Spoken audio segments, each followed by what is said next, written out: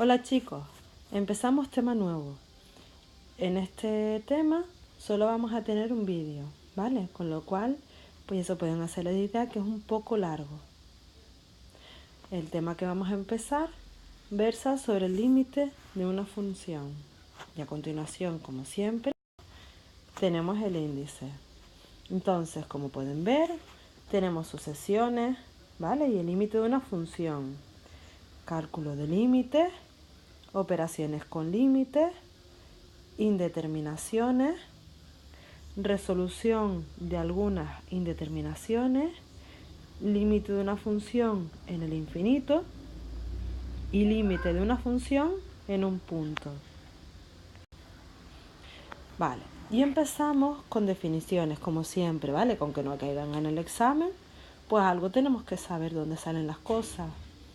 Entonces, sucesiones se han visto desde tercero de la ESO, ¿vale? Una sucesión es un conjunto de números reales que se pueden enumerar. Entonces, ¿qué sucede? Pues que a cada uno de los elementos que forman la sucesión los vamos a llamar términos de la sucesión, ¿vale? Y el término general de una sucesión es la expresión algebraica que nos va a permitir calcular cualquier término de la sucesión sabiendo el lugar que ocupa, ¿vale? Y lo vamos a representar por A sub n. ¿Qué sucede? Pues que vamos a tener distintos tipos de sucesiones según las características que cumplan. Entonces, monótona creciente es si esa función va teniendo cada vez números mayores, ¿vale? Y decreciente es todo lo contrario. ¿Qué sucede? Pues que también tenemos sucesiones acotadas. Y eso quiere decir que todos los términos de la sucesión están entre dos números, tanto inferiormente como superiormente, ¿vale? ¿Qué sucede? Pues que si todos son menores que un número, que en este caso lo llamamos k, pues k va a ser una cota superior y decimos que la sucesión está acotada superiormente. Sin embargo, si todos los términos de la sucesión son mayores que un número, que en este caso se llama L, pues lo que va a suceder es que la sucesión está acotada inferiormente. ¿Vale? Es muy sencillo. Entonces, el límite de una sucesión. Pues el límite de una sucesión de un término con un término general a sub n va a ser un número real si a medida que nosotros hacemos crecer el valor de n, los términos de la sucesión se aproximan a ese valor que llamamos a. ¿Vale? De todas maneras, ustedes saben que siempre vemos ejemplos en clase. ¿De acuerdo? Entonces, ¿qué sucede? Pues que dependiendo de la sucesión, vamos a tener unos límites.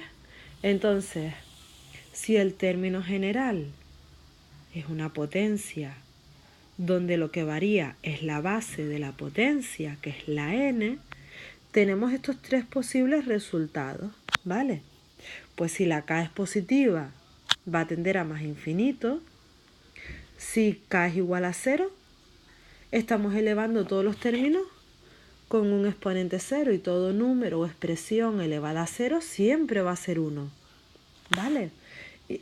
Perdón. Y si nosotros, pues el exponente es menor que 0, como podría ser una raíz, ¿vale? Pues lógicamente esa sucesión va a hacerse cada vez más pequeña y va tendiendo a 0, ¿vale?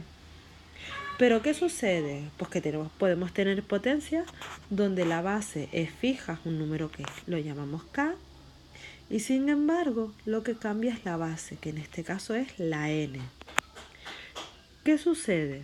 Pues que va a pasar lo mismo. Si la k es mayor que 1, eso va a hacerse demasiado grande, va a ser más infinito, ¿vale? Si la k está entre menos 1 y 1, pues lo que va a suceder es que va a ser igual a 0. Y sin embargo, si la base es menor que menos 1, pues ese límite no va a existir, ¿vale? ¿Vale? De potencia, este de aquí, yo voy a saber calcular el límite de potencia. Entonces, el ejemplo lo vamos a ver en clase, ¿vale? Entonces el vídeo va a ser demasiado grande, entonces esto lo que voy a hacer es explicarlo en clase. Pero ustedes ya tienen las diapositivas en el vídeo, ¿vale? Venga, continuamos. De anterior, polinomio. El límite de un polinomio. Vale, pues se va a reducir al caso anterior, al límite de una potencia, ¿vale? Entonces, ¿qué sucede? Que al final lo que me va a interesar es el término de mayor grado, ¿vale? Este de aquí, fíjense. Al final aquí es exactamente lo mismo, ¿vale? El a sub k sale multiplicando fuera del límite y realmente el valor va a ser n elevado, el límite de n elevado a k. Es decir, que si yo me sé el límite, ¿vale? Fíjense, es la misma expresión. Bien. En el cociente, pues va a pasar lo mismo, ¿vale? Cociente de polinomios, realmente lo que me interesan son los términos de mayor grado. Y dependiendo del grado, ¿vale? Voy a tener soluciones. Entonces, ¿qué sucede? Pues que si el grado del numerador es más pequeño que el grado del denominador, ese límite va a ser 0. Si los grados son iguales, pues la solución del límite es el cociente de los coeficientes de mayor grado. Y por último, si el grado del numerador es mayor que el grado del denominador, pues el límite va a ser más o menos infinito. El signo va a depender del signo de los coeficientes de mayor grado, ¿vale? Entonces, aquí de todas maneras tenemos el esquema. Si k es mayor que p, si el grado del numerador es mayor que el grado del denominador, ¿vale? Si el producto de los signos de los dos es positivo, el límite es más infinito. Y si el producto de los dos signos es negativo, el límite va a ser negativo, ¿vale? Y para clase vamos a calcular esos límites, ¿de acuerdo? Bien, ¿qué sucede? Pues que nosotros realmente vamos a poder hacer operaciones con límites. El límite de la suma de dos sucesiones va a ser la suma de los límites. Lo mismo pasa con la resta, con la multiplicación, con el límite del cociente de las sucesiones, pero claro, aquí deberíamos tener que el límite de esta de aquí, el límite de b sub n, tiene que ser distinto de 0, ¿vale? Recuerden que nosotros nunca vamos a poder dividir entre 0, ¿vale? Si tengo la sucesión donde dentro tengo una raíz, la raíz la podemos sacar, ¿vale? Con logaritmos, lo mismo, vamos a poder sacarlo. Y con potencia, ¿vale? Continuamos. Entonces, en clase vamos a practicar estos 6 límites, ¿de acuerdo? Perdonen, ya saben que estoy fatal de la garganta. Entonces, indeterminaciones. Indeterminaciones es cuando en principio nosotros no podemos calcular el límite, pero sí que hay algunas estrategias, algunos algoritmos que nos van a permitir calcular esos límites, ¿vale? Y nosotros sí que vamos a poder calcular esos límites. Entonces, lo que nos interesa es aprendernos la lista, que vamos a tener indeterminaciones de infinito menos infinito, indeterminaciones de 0 por infinito, del tipo 0 partido por 0, infinito partido por infinito, y por último indeterminaciones del tipo 1 elevado a infinito, 0 elevado a 0, y por último infinito elevado a 0, ¿vale? Continuamos. Pero ¿qué pasa? Pues que a pesar de que nos puedan parecer otras cosas, tenemos una lista de expresiones que nos podemos encontrar y que no son indeterminaciones, ¿vale? Si nosotros un número le tenemos que sumar infinito, eso va a seguir siendo infinito, ¿vale? Entonces esto vamos a saberlo relacionar para calcular los límites. ¿vale? Lo que tienen que hacer es copiarlo. Seguimos. Vale. Y a partir de aquí, lo que vamos a dar son estrategias para saber cómo vamos a calcular los límites, teniendo en cuenta las indeterminaciones de antes, ¿vale? Entonces, si yo tengo infinito partido por infinito, lo que tengo que buscar es el mayor grado que tengo, ¿vale? Por ejemplo, si ustedes miran los límites que tengo abajo, para clase, en el apartado A, el grado del numerador es 1, porque el exponente de la n es 1, ¿vale? Pero ¿qué pasa con el grado del denominador? Pues que dentro de esa raíz, el grado más alto es un 2. Pero ese 2 lo vamos a tener dividido entre 3, es decir, el grado de la expresión del denominador va a ser 2/3. ¿Y qué sucede? Pues que 2/3 de 0,666 periódicos es menor que 1, que es el grado del numerador. Con lo cual, vamos a tener que dividir numerador y denominador entre 1. Y si no, si ustedes se fijan en lo que vimos antes, al ser el grado del numerador mayor que el grado del denominador, al final este límite me va a dar infinito, ¿vale? Ven, lo que vamos a tener que relacionar cosas siempre con lo anterior, ¿vale? La siguiente determinación es menos infinito, ¿vale? Entonces, en el para clase tenemos los dos tipos de límites que van a ser de la forma infinito menos infinito, ¿vale? Y nosotros en clase vamos a ver cómo se van a resolver, ¿vale? Aquí lo que nos dicen que en primer caso, ¿vale? Hay que multiplicar por el conjugado. Y en el segundo hay que realizar la diferencia de los cocientes. Es decir, que en el apartado A realmente yo voy a tener que hacer la resta, ¿vale? Y en el apartado B, pues yo voy a tener que multiplicar por el conjugado, que nosotros lo del conjugado lo vimos en el primer tema del primer trimestre de este curso. ¿De acuerdo? Ya va a ser que se van a poner ustedes a protestar un poco, pero tienen que repasarlo, ¿vale? Vale, indeterminaciones del tipo 1 elevado a infinito. Lo que vamos a hacer ustedes tienen aquí la definición, ¿vale? Lo que vamos a hacer en clase es usar una forma alternativa que nos va a dar el valor del límite directamente, ¿vale? No se asusten, parece que es una cosa horrible, pero no, lo prometo. ¿Vale? Y en clase vamos a hallar estos límites, que son de la forma 1 elevado a infinito. ¿De acuerdo?